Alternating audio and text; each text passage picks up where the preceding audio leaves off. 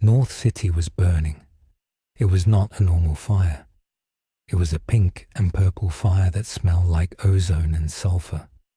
The buildings were melting like wax candles.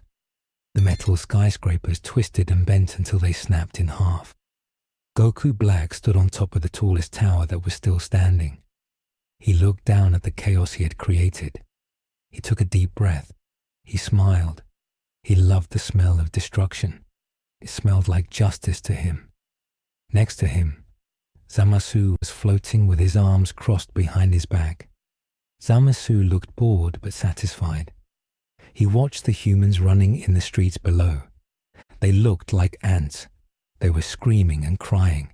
They were trying to hide, but there was nowhere to hide. Goku Black raised his hand. A ball of black energy formed in his palm. It crackled with red lightning. He tossed it casually. The ball fell slowly. It hit a bridge. The bridge exploded into dust. Cars fell into the river. The water turned into steam instantly. Goku Black laughed.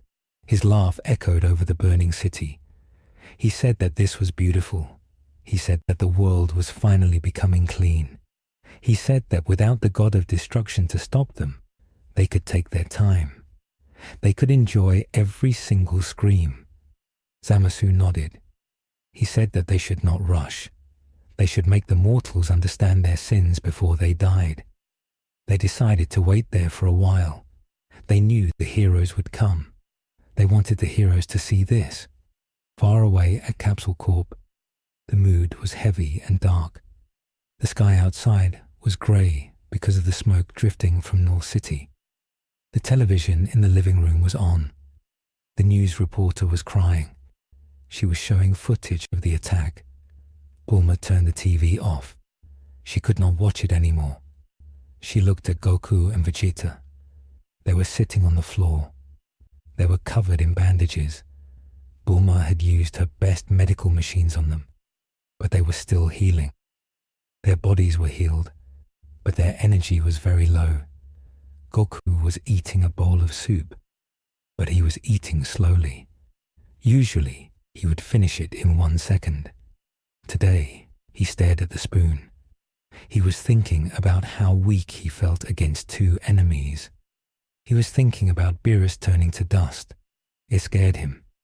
Vegeta was not eating. He was sitting with his legs crossed. He was meditating. He was trying to calm his mind, but his mind was a storm. He was angry. He was angry at Zamasu. He was angry at Goku Black. But mostly, he was angry at himself. He felt like he had failed. He was the Prince of Saiyans, but he had run away. That shame was burning a hole in his chest. He clenched his fists. The bandages on his knuckles creaked. He opened his eyes. He looked at Trunks. Future Trunks was sitting in the corner, cleaning his sword. Trunks looked sad. He felt guilty. He felt like he brought this trouble to this timeline. Vegeta stood up. He walked over to Trunks. He kicked Trunks' boot lightly. Trunks looked up. Vegeta told him to get up. He said they were going to the hyperbolic time chamber. He said they were going to train until their bones hurt. He said they were going to surpass these gods or die trying. Trunks nodded. He stood up. He wanted to get stronger too. He wanted to save his world and this world. Goku put his soup down. He wiped his mouth. He looked at Vegeta. He asked if Vegeta was sure about the time chamber. Vegeta said yes. He said they had no choice. They needed years of training and they only had hours. Goku nodded. He said that was a good plan. But Goku had a different idea. He remembered what Piccolo had told him once. He remembered a technique that could defeat anyone, no matter how strong they were. It was the evil containment wave, the Mafuba. Goku stood up. He winced a little because his ribs were still sore. He told Bulma he was going to Master Roshi's house. He said he needed to learn a special move. Bulma asked if it would work. Goku smiled a small, fake smile. He said he hoped so. He walked to the balcony. He called for the flying Nimbus because he wanted to save his energy. The yellow cloud zoomed down from the sky. Goku hopped on. He waved goodbye to Chi-Chi and Goten. Chi-Chi looked worried, but she let him go. She knew he had to save the Earth. Goku flew off towards the ocean. Vegeta and Trunks walked to the back of the Capsule Corp building. They took a small jet to the lookout. They flew fast. When they arrived at the lookout, it was a mess. The tiles were broken from the fight earlier. There were scorch marks everywhere. Dende and Mr. Popo were cleaning up the rubble. Mr. Popo looked injured, but he was okay. Dende was happy to see them. Vegeta did not waste time with hello. He walked straight to the door of the hyperbolic time chamber. He told Dende to make sure the door stayed open. He told Dende that if Zamasu came back, Dende should hide. Vegeta did not want the Dragon Balls to be destroyed. Dende nodded. He promised to stay safe. Vegeta and Trunks walked into the dark room. They entered the white void. The door closed behind them. The silence was absolute. It was hot inside. The gravity was heavy. Vegeta turned to Trunks. He turned Super Saiyan immediately. He told Trunks to attack him with everything he had. He said there would be no breaks. Trunks drew his sword. He turned Super Saiyan too. They charged at each other. The training began. Meanwhile, Goku arrived at Calm House. It was a small island in the middle of the ocean. Master Roshi was sitting on a beach chair, wearing sunglasses. He was reading a magazine. Turtle was sleeping in the sand. Goku jumped off the Nimbus. He landed on the sand. Master Roshi looked up. He saw the bandages on Goku. He saw the serious look on Goku's face. He put his magazine down. He stood up. He asked Goku what happened. Goku explained everything. He told him about Zamasu. He told him about Goku Black. He told him that Beerus was dead. Master Roshi took off his sunglasses. His eyes were wide. He could not believe it. He looked at the ocean. He said that this was the greatest crisis they had ever faced. If the God of Destruction was gone, the balance of the universe was broken. Goku asked Master Roshi to teach him the evil containment wave. Roshi looked at Goku. He stroked his white beard. He said it was a dangerous technique. It used a lot of life energy. If Goku was not careful, he could die using it. Goku said he did not care. He said he would do anything to save his family. Roshi nodded. He respected Goku's courage. He told Goku to wait. He went inside the pink house. He came out with a small clay jar and a paper talisman. He placed the jar in the sand. He told Goku to watch closely. Roshi took a stance. He spread his legs. He moved his hands in a circle. He shouted, "Mafuba!" A green swirl of wind appeared. He aimed the wind at Turtle. Poor Turtle woke up flying in the air. He spun around and around. Then whoosh, he was sucked into the jar. Roshi quickly put the lid on.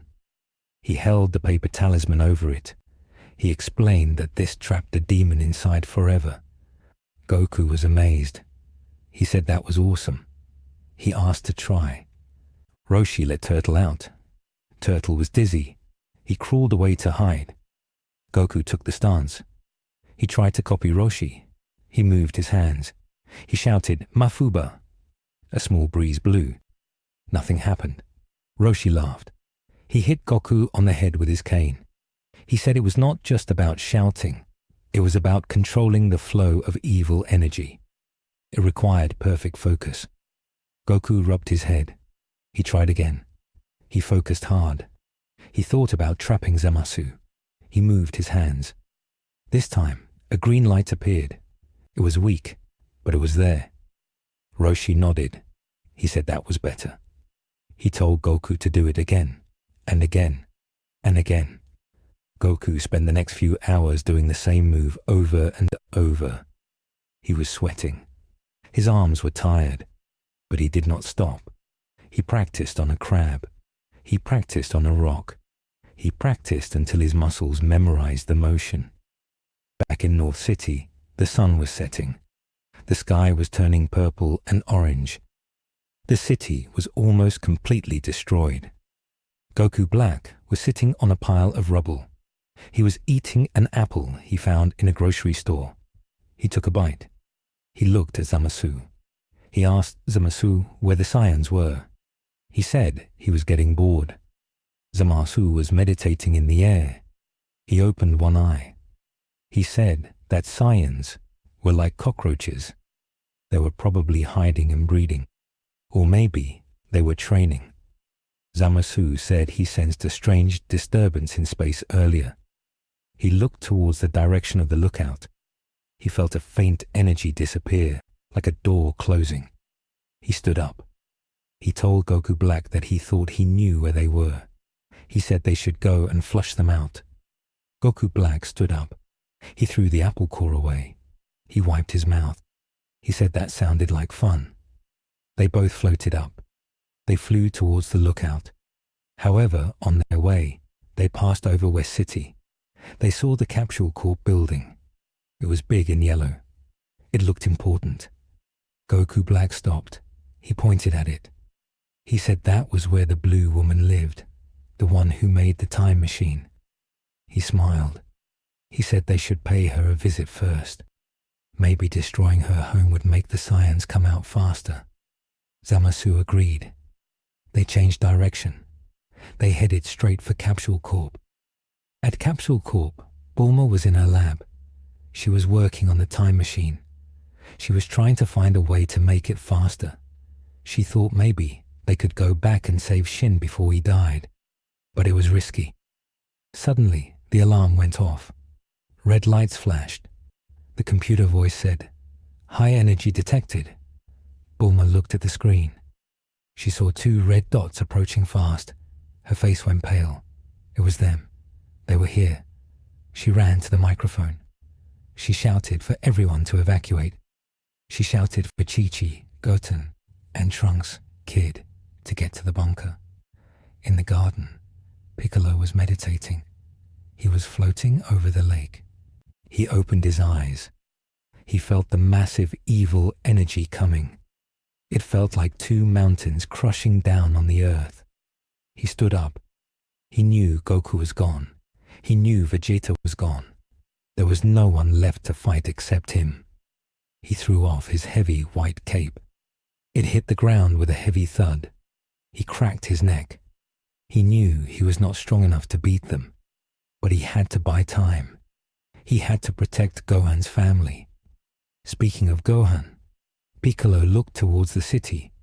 He hoped his student was ready. Gohan was at his house. He was studying a book about ants. He was wearing glasses and a sweater vest. He heard the alarm from Capsule Corp on his phone. He felt the energy too. He dropped his book. He looked at Videl and Pan. Pan was playing with a toy. Videl looked at Gohan. She saw the change in his eyes. His eyes were not soft anymore. They were sharp. They were the eyes of a warrior. Gohan stood up. He took off his glasses. He told Videl to take Pan and go to the shelter. He said he had to go. Videl nodded. She kissed him on the cheek. She told him to be careful. Gohan walked to his closet. He opened it. He looked at his green tracksuit. He shook his head. He looked at the back.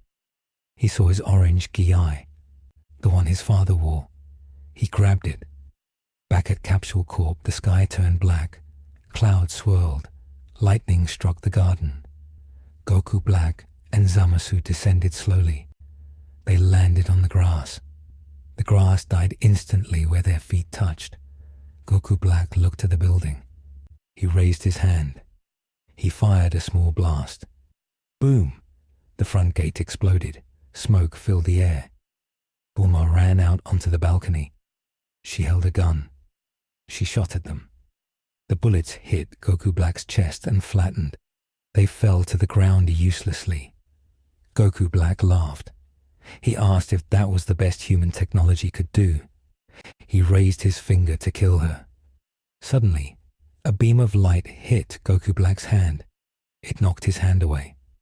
Goku Black looked surprised. He looked to the side.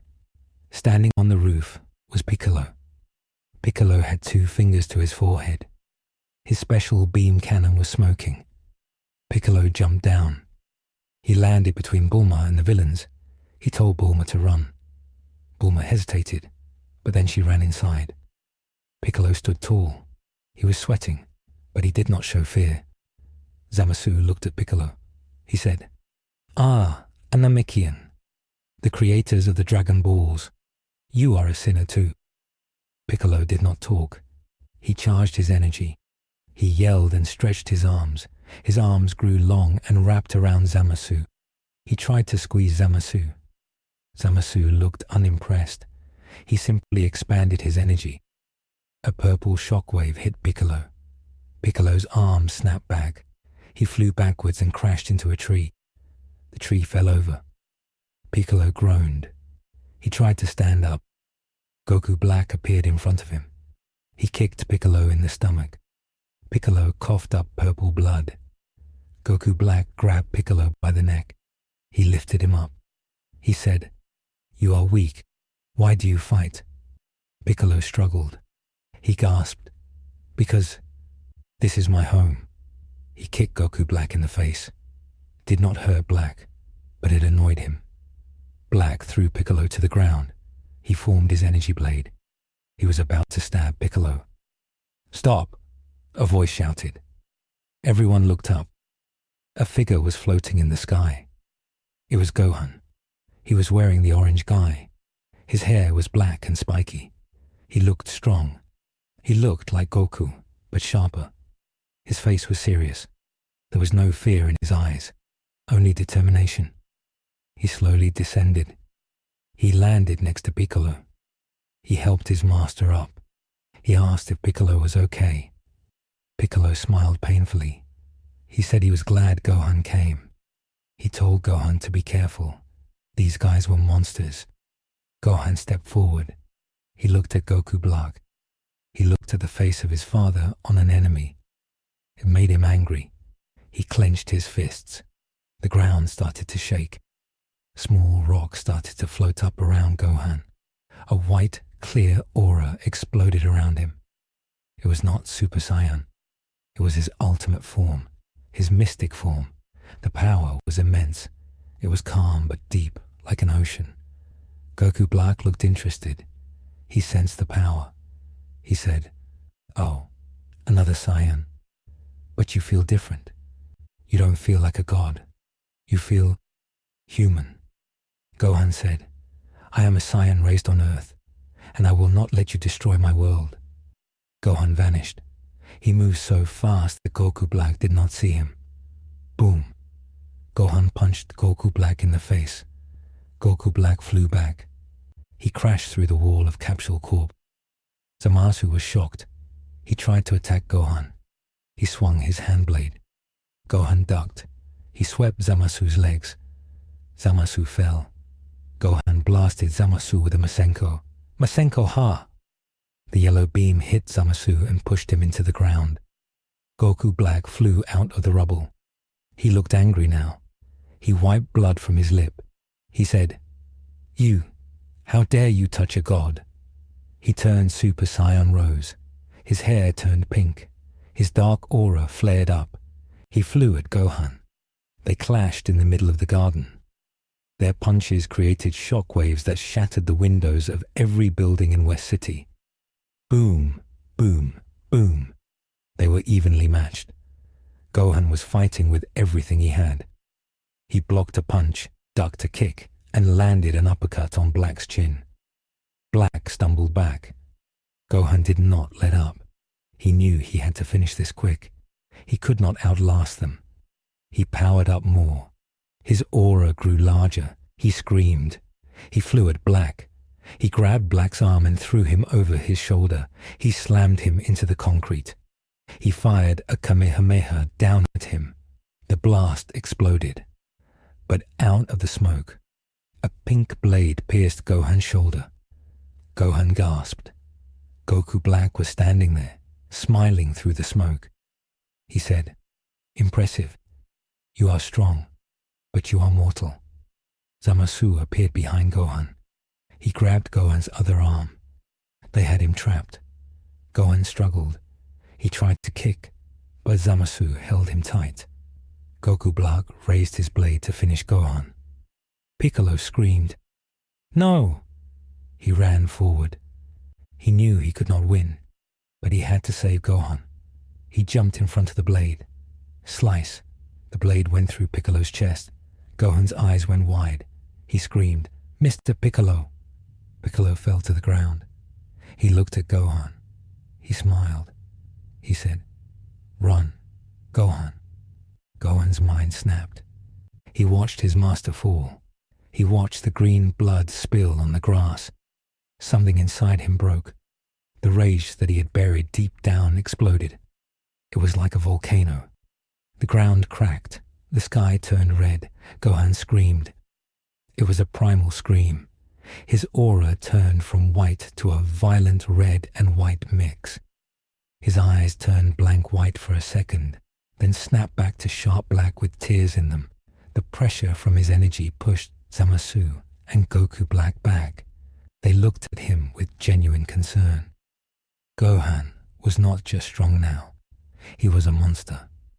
Meanwhile, inside the hyperbolic time chamber, Vegeta stopped. He felt something even through the dimension.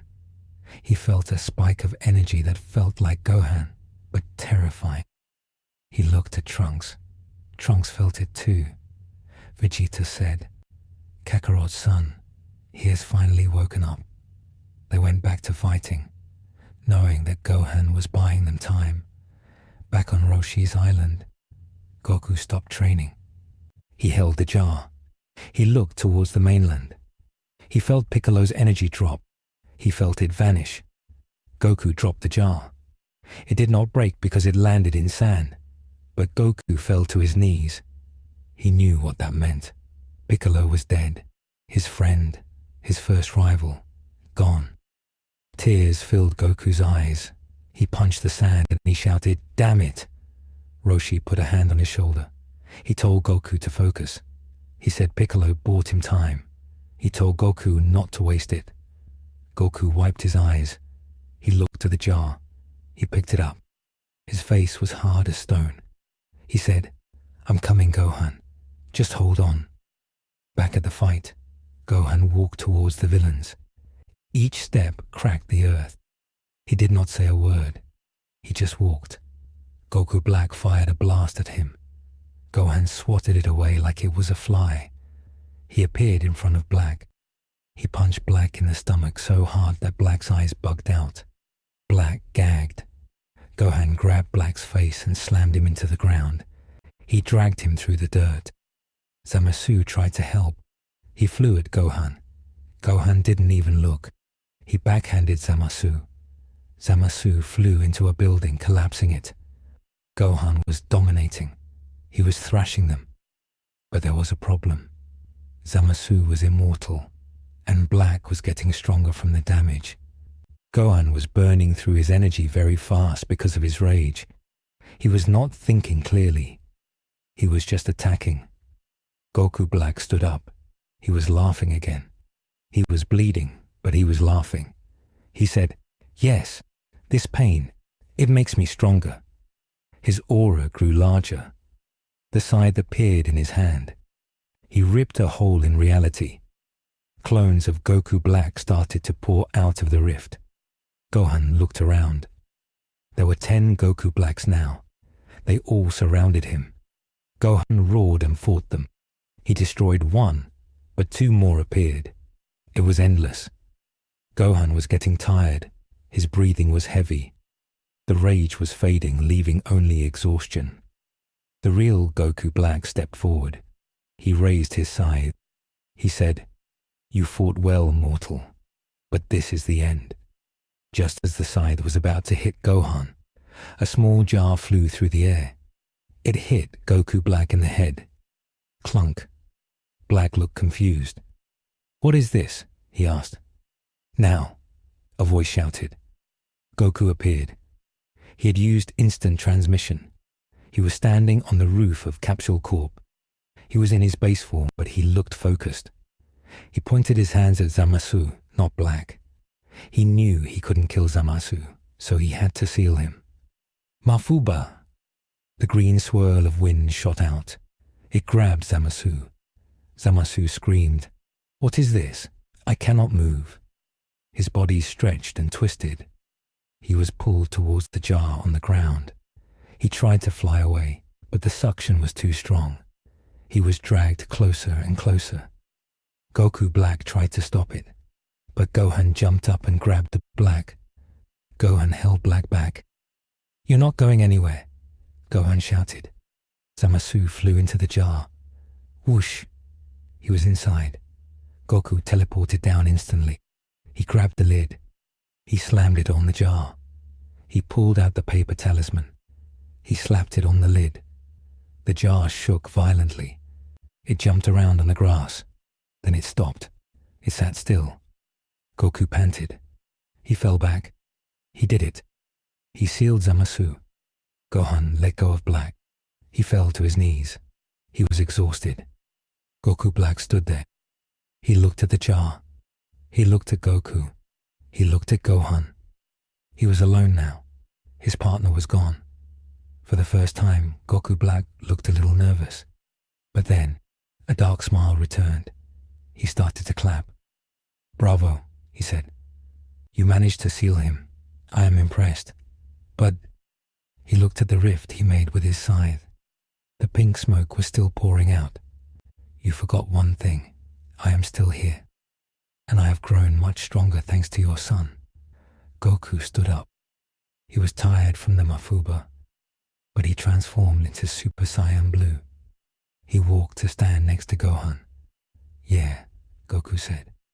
"But now, it's 2 against 1. Suddenly, the door to the hyperbolic time chamber on the lookout opened. A massive explosion of golden energy shot up into the sky. It was so bright it lit up the night. Everyone looked up. Vegeta and Trunks flew down. They landed next to Goku and Gohan. They were wearing new armor. Their power felt completely different. Vegeta looked at Goku Black. He smirked. He pointed his thumb at himself. "Sorry we're late," Vegeta said. "Did you save any for me?" Now it was 4 against 1. Goku, Vegeta, Gohan, and Trunks stood in a line. Goku Black looked at them. He stepped back. He realized he was in trouble. The odds had shifted. But then the jar started to shake again. The talisman on the jar began to burn. Smoke rose from it. Goku's eyes went wide. "Oh no," he said. "I forgot the seal. Roshi gave me the wrong paper." The paper turned to ash. The lid blew off. Boom! Purple smoke exploded out. Zamasu emerged. He was furious. He looked like a demon. He screamed, "You mortals will pay for that." Goku Black laughed. "It seems luck is on the side of justice." The heroes' faces fell. They were so close. Now the team was back together. Zamasu and Goku Black stood side by side. The 4 Saiyans stood opposite them. The final battle for the future was about to begin in the ruins of West City. The episode ends with the 2 groups charging at each other, creating a blinding flash of white light. Wait for the next episode to see the ultimate clash of gods and mortals